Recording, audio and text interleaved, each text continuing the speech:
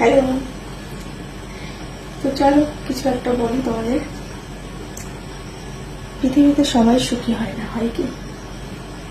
আমার দেখা, আমার জানা সবাই সুখী হয় না। কারো আর্থিক সুখ আছে, তো হয়তো হাজবেন্ড তাকে সেরকম ভাবে ভালোবাসে না, পাত্তা দেয় না।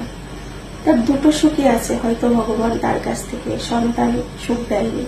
যার তিনটেই আছে, তার হয়তো অন্য কিছু সুখ দেয়। যেমন আমার তিনটেই আছে। যদি বলো কেন, শ্বশুর বাড়ি সেটাও খুব সুন্দর, মানে সত্যি তাই আমি এখানকার রাজরানী বলতে পারো।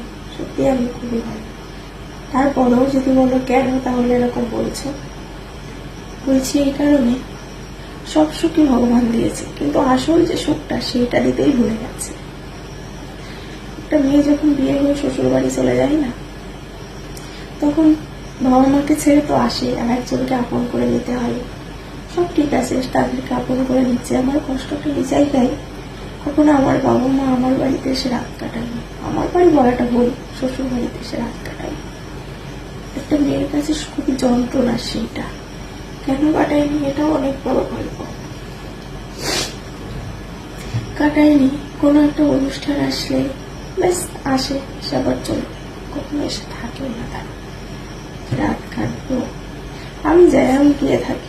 আর এখন তো আসতেও, মানে যেহেতু ভাই নেই, বাবা মার তো বয়স হয়ে গেছে, বিয়ে হয়ে গেছে, আমি ছোট,